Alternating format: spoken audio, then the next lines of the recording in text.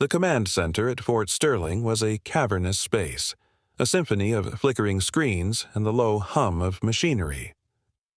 Every morning, at precisely 600 hours, General Marcus Thorne conducted his daily briefing. He was a man built of granite, and a career of pure, unblemished success. He was respected, feared, and he was the undisputed king of his domain. He did not suffer fools, and he had no tolerance for what he considered incompetence. His staff, a collection of some of the military's brightest minds, held their breaths in his presence, their every move calculated to avoid his scorching gaze. On this particular morning, a new officer was present, Major Evelyn Reed, a recent transfer from a different theater of operations.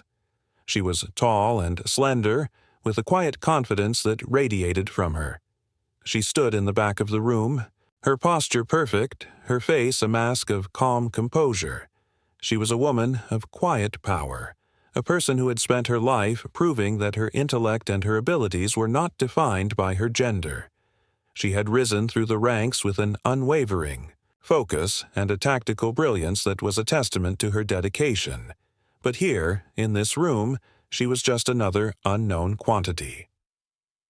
The briefing began. General Thorne stood at the head of the long table, his eyes scanning the room like a hawk. He spoke in a clipped, precise voice, his words as sharp as the crease in his uniform. He went over the day's intelligence, the troop movements, the logistical challenges. He was a machine of efficiency, and he expected the same from everyone around him. When he came to the section on a recent logistical oversight, his voice took on a dangerous edge.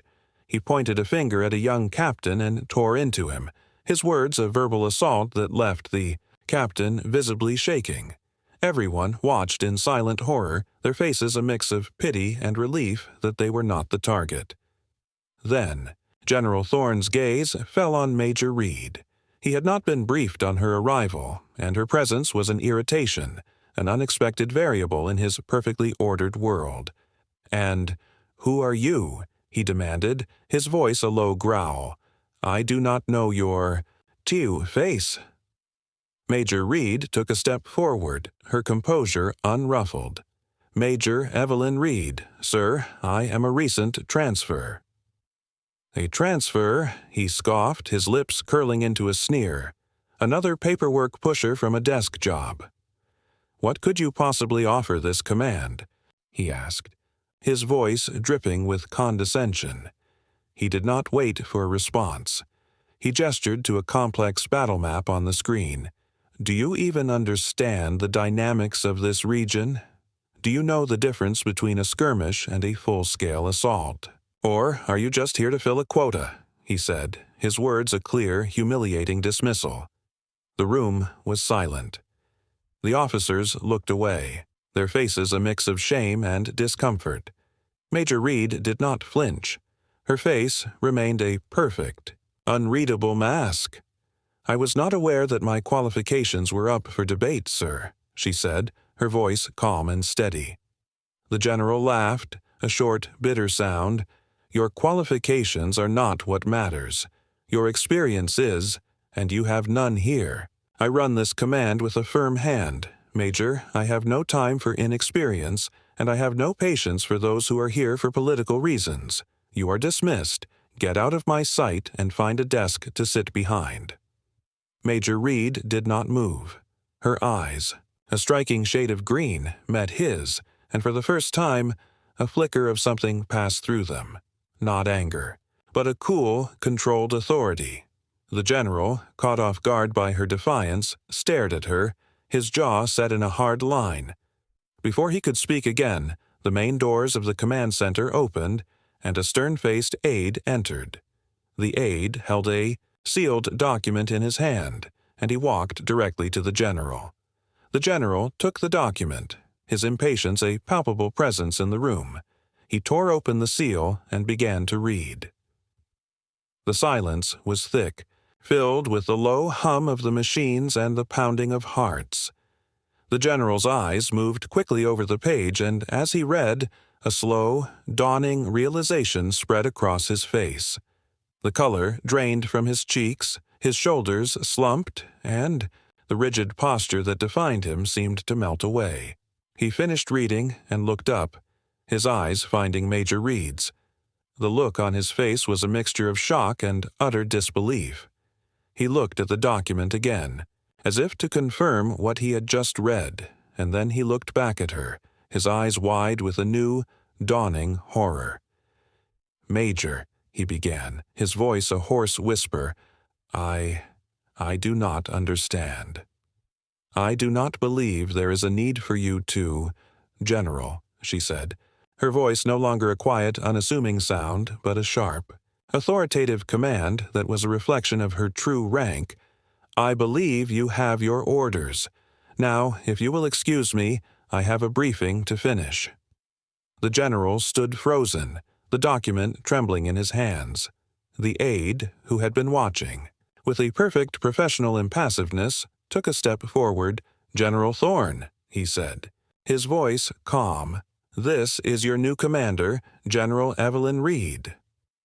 The room was in a state of absolute shock. The officers who had just witnessed her humiliation now watched her with a mixture of awe and bewilderment.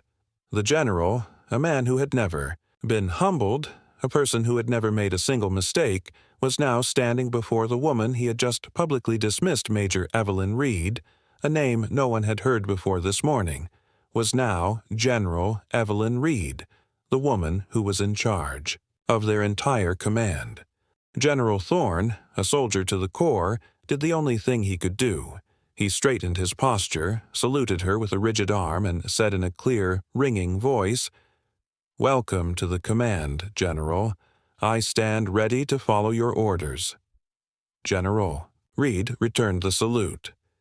"At ease, General," she said, a small, knowing smile on her lips. "I believe we have a lot to discuss. Beginning with this briefing, which will now be my briefing, and you, General Thorne, will now be my first-in-command. I expect your full support, and I expect you to be ready to follow my orders. We have a long road ahead of us." The room was silent, a collective gasp of disbelief. The woman who had been humiliated just minutes ago was now in charge. The man who had humiliated her was now her subordinate. The power dynamic had shifted. In a single, stunning moment, and a new era had begun at Fort Sterling. The general had not known that he was insulting his new commander, but he was about to learn a very important lesson.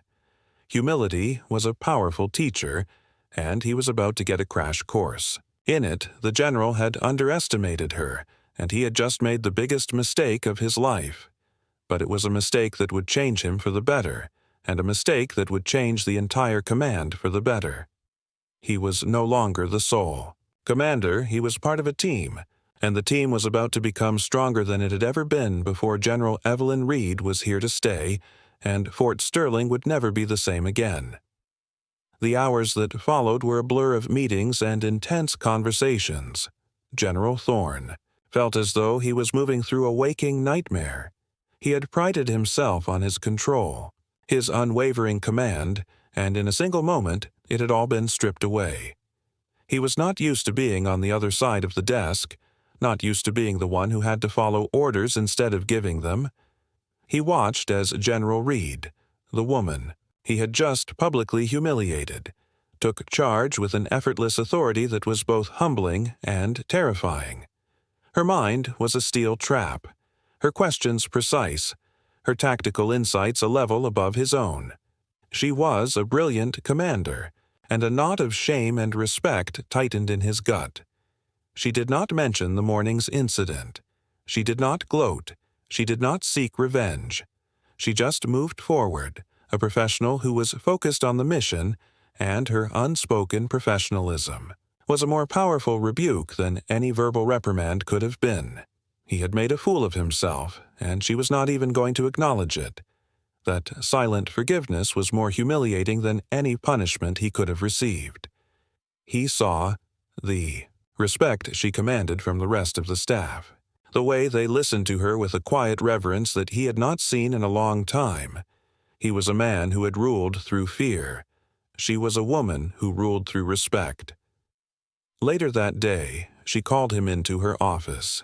He walked in, his back straight, his face a mask of his former self. She was sitting at her desk, a small smile on her lips. "General Thorne," she began, her voice calm and clear. "I am aware of your record. It is impeccable. You are a good commander, a man who gets things done, but you have also made some mistakes. You are too quick to judge, too quick to dismiss those you do not know. That is a weakness. And a weakness in command is a danger to us all." He did not reply. He could not. She was speaking the truth, and the truth was a bitter pill to swallow. "I will not ask you to change your personality." She continued, "I will not ask you to be a man. You are not. I will just ask you to be open to a new way of thinking. This command is facing challenges that require a different approach. We are a team, General. We are no longer a kingdom with a king. I am counting on you to be my right hand, my most trusted advisor, but you have to earn that trust back. You have to prove to me, and to yourself, that you are not the man you were this morning." He looked at her, truly looked at her for the first time.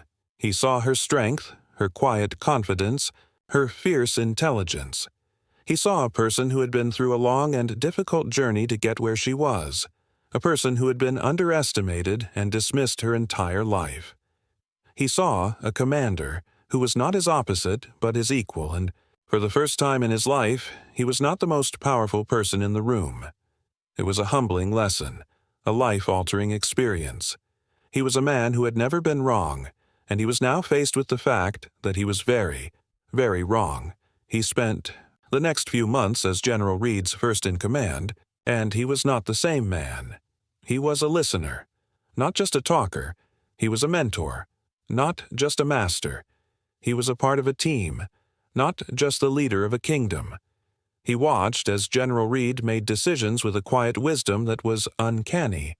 Her insights and her solutions a perfect blend of logic and intuition.